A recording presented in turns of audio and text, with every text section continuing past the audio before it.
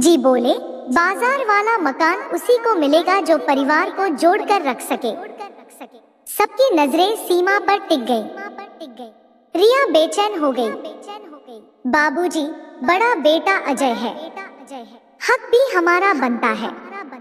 राम प्रसाद जी ने शांत स्वर में कहा, हक जन्म से नहीं, कर्म से मिलता है। पूरा आंगन तालियों से गूंज उठा। रिया को यह बात बिल्कुल पसंद नहीं आई।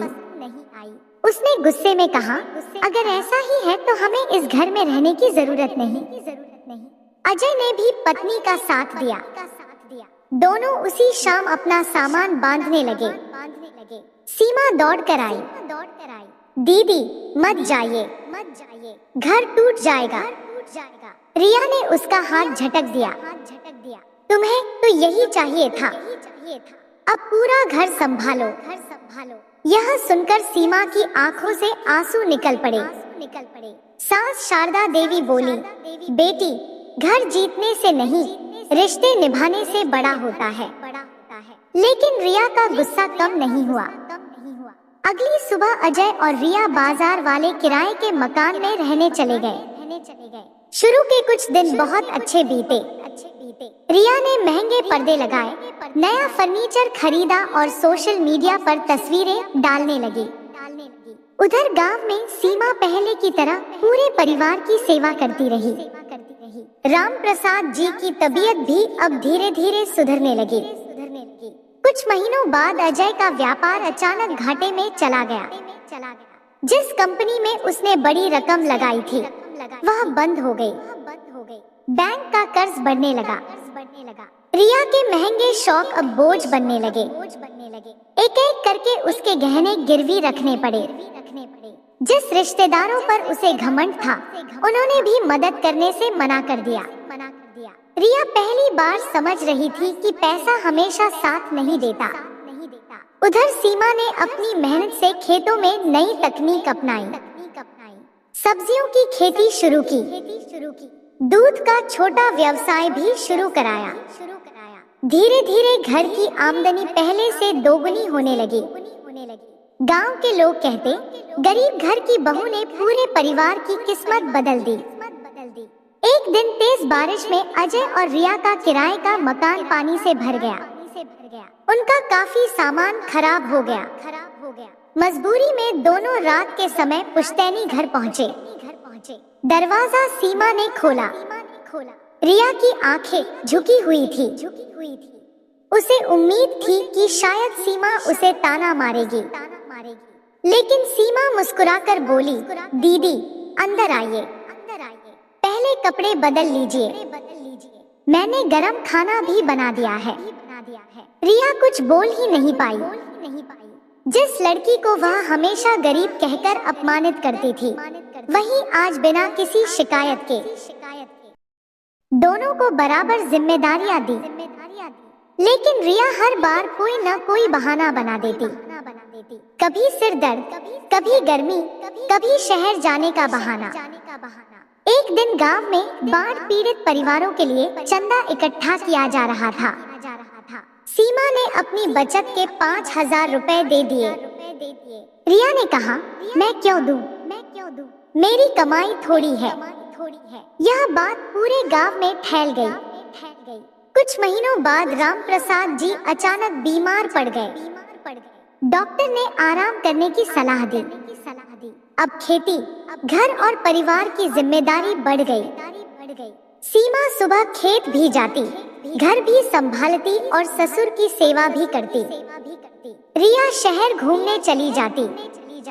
एक रात राम प्रसाद जी ने अपनी पत्नी से कहा, अब समय आ गया है कि दोनों बेटों का बंटवारा कर दिया जाए। यह बात किसी तरह रिया के कानों तक पहुंच गई। रिया बहुत खुश हो गई। वह सोचने लगी, अब तो सबसे बड़ा हिस्सा मेरा ही होगा। आखिर मैं बड़े बेटे की पत्नी हूँ। लेकिन सीमा ने यह बात सुनी तो उसकी आंखों में आंसू आ गए। उसने विजय से कहा, मुझे घर नहीं बांटना, परिवार साथ रहेगा तो सब खुश रहेंगे। विजय बोला, जो बाबूजी फैसला करेंगे वही सही होगा। अगले रविवार पूरे गांव के सम्मानित लोग पंचायत में बुलाए गए। आंगन में चारपाइयां बिछाई गईं। राम प्रसाद जी ने धीरे धीरे खड़े होकर कहा, आज मैं अपनी पूरी संपत्ति का बंटवारा करूंगा, लेकिन सिर्फ जमीन जायदाद का नहीं, जिम्मेदारियों का भी। रिया मुस्कुरा रही थी। उसे पूरा विश्वास था कि सबसे उपजाऊ खेत, बड़ा हिस्सा और शहर वाला प्लॉट उसी को मिलेगा। वहीं सीमा चुपचाप सिर झुकाकर बैठी थी।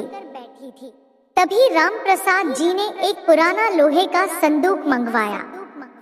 उन्होंने कहा, इस संदूक में मेरी जिंदगी की सबसे बड़ी पूंजी रखी है, जिसका असली हकदार वही होगा जिसने परिवार की सबसे ज्यादा सेवा की है। रिया की आंखें चमक उठीं। उसे लगा कि संदूक में सोना, नकदी और जमीन के कागज होंगे, लेकिन किसी को यह नहीं पता था कि उस संदूक में आखिर ऐसा क्या रखा है जो पूरे परिवार की किस्मत बदलने वाला था। सारा गांव सांस रोककर राम प्रसाद जी के अगले फैसले का इंतजार करने लगा।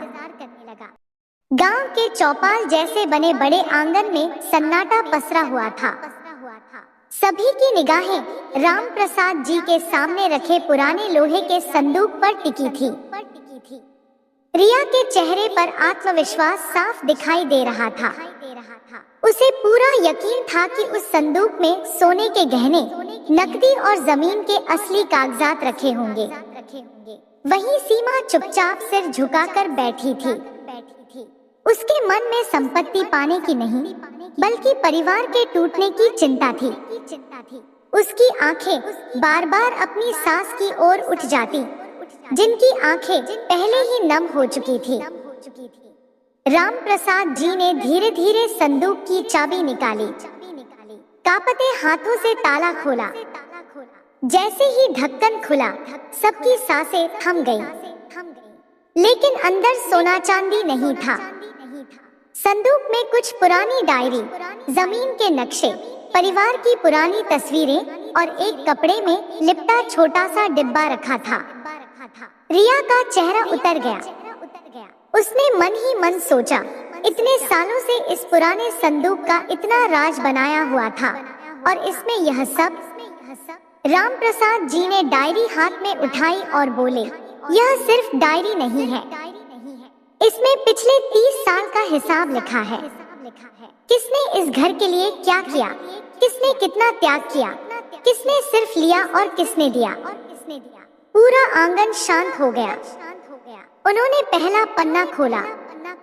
जिस दिन सीमा इस घर में बहू बनकर आई थी, उसी दिन मैंने तय कर लिया था कि मैं रोज उसकी और रिया की हर छोटी बड़ी बात लिखूंगा।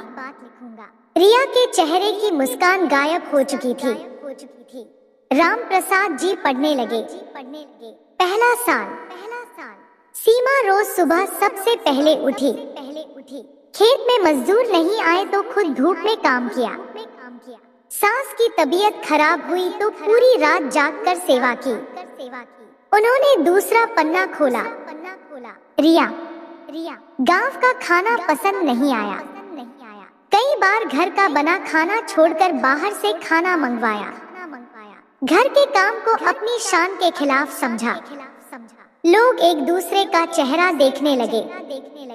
रिया को पहली बार महसूस हुआ कि गांव वाले उसे अलग नजर से देख रहे हैं। राम प्रसाद जी आगे बोले, मैंने कभी किसी से कुछ नहीं कहा, क्योंकि मैं चाहता था कि फैसला वक्त करे। इसके बाद उन्होंने कपड़े में लिपटा छोटा डिब्बा खोला। उसमें 2 चाबियां थी। पहली चाबी नए पक्के मकान की थी, जो बाजार के पास बना था। दूसरी चाबी पुराने पुश्तैनी घर की थी। रिया मुस्कुराई। उसे लगा कि बाजार वाला मकान उसे ही मिलेगा। लेकिन तभी राम प्रसाद जी बोले, बाजार वाला मकान उसी को मिलेगा जो परिवार को जोड़कर रख सके। सबकी नजरें सीमा पर टिक गईं। रिया बेचैन हो गई। बाबूजी, बड़ा बेटा अजय है, हक भी हमारा बनता है। राम प्रसाद जी ने शांत स्वर में कहा, हक जन्म से नहीं, कर्म से मिलता है। पूरा आंगन तालियों से गूंज उठा। रिया को यह बात बिल्कुल पसंद नहीं आई। उसने गुस्से में कहा, अगर ऐसा ही है तो हमें इस घर में रहने की जरूरत नहीं। अजय ने भी पत्नी का साथ दिया। दोनों उसी शाम अपना सामान बांधने लगे। सीमा दौड़ कर आई। दीदी मत जाइए, घर टूट जाएगा। रिया ने उसका हाथ झटक दिया। तुम्हें तो यही चाहिए था। अब पूरा घर संभालो। यह सुनकर सीमा की आंखों से आंसू निकल पड़े। सास शारदा देवी बोली, बेटी घर जीतने से नहीं, रिश्ते निभाने से बड़ा होता है। लेकिन रिया का गुस्सा कम नहीं हुआ। अगली सुबह अजय और रिया बाजार वाले किराए के मकान में रहने चले गए। शुरू के कुछ दिन बहुत अच्छे बीते। रिया ने महंगे पर्दे लगाए, नया फर्नीचर खरीदा और सोशल मीडिया पर तस्वीरें डालने लगी। उधर गांव में सीमा पहले की तरह पूरे परिवार की सेवा करती रही। राम प्रसाद जी की तबीयत भी अब धीरे धीरे सुधरने लगी। कुछ महीनों बाद अजय का व्यापार अचानक घाटे में चला गया। जिस कंपनी में उसने बड़ी रकम लगाई थी वह बंद हो गई। बैंक का कर्ज बढ़ने लगा। रिया के महंगे शौक अब बोझ बनने लगे। एक एक करके उसके गहने गिरवी रखने पड़े। जिस रिश्तेदारों पर उसे घमंड था उन्होंने भी मदद करने से मना कर दिया। रिया पहली बार समझ रही थी कि पैसा हमेशा साथ नहीं देता। उधर सीमा ने अपनी मेहनत से खेतों में नई तकनीक अपनाई।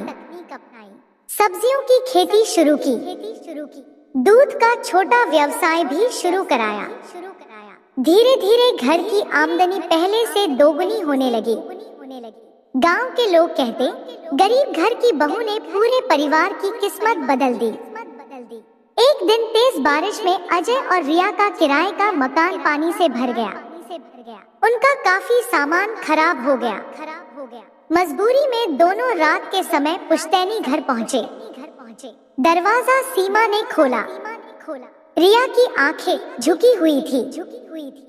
उसे उम्मीद थी कि शायद सीमा उसे ताना मारेगी, लेकिन सीमा मुस्कुराकर बोली, दीदी अंदर आइए, पहले कपड़े बदल लीजिए, मैंने गरम खाना भी बना दिया है। रिया कुछ बोल ही नहीं पाई। जिस लड़की को वह हमेशा गरीब कहकर अपमानित करती थी, वही आज बिना किसी शिकायत के उसका स्वागत कर रही थी। रिया की आंखों से आंसू बह निकले। उसने पहली बार सीमा का हाथ पकड़कर कहा, सीमा मुझे माफ कर दो। मैंने हमेशा तुम्हें छोटा समझा, लेकिन आज समझ आया कि असली अमीरी पैसे में नहीं, इंसानियत में होती है। सीमा ने उसे गले लगा लिया। आंगन में खड़े राम प्रसाद जी की आंखों में भी खुशी के आंसू थे। लेकिन उसी समय गांव का एक लालची जमीन दलाल पुश्तैनी घर के बाहर पहुंचा। उसके हाथ में कुछ कागज थे और उसने दावा किया कि राम प्रसाद जी की आधी जमीन अब उसकी हो चुकी है। यह सुनते ही पूरे परिवार के पैरों तले जमीन खिसक गई। क्या सचमुच परिवार की जमीन किसी और के नाम हो गई थी, या इसके पीछे कोई गहरी साजिश थी? जमीन दलाल की बात सुनकर पूरे घर में सन्नाटा छा गया। उसके हाथ में कुछ कागज थे और चेहरे पर घमंड साफ दिखाई दे रहा था। वह ऊंची आवाज में बोला, राम प्रसाद जी, अब यह खेत और बाग का आधा हिस्सा मेरा है। आपके बेटे अजय ने 6 महीने पहले इन कागजों पर हस्ताक्षर किए थे। समय पर पैसे नहीं लौटाए, इसलिए अब जमीन मेरी होगी। यह सुनते ही अजय के पैरों तले जमीन खिसक गई। उसने सिर झुका लिया। रिया की आंखों से आंसू बहने लगे। राम प्रसाद जी ने गहरी सांस लेते हुए पूछा, अजय क्या यह सच है?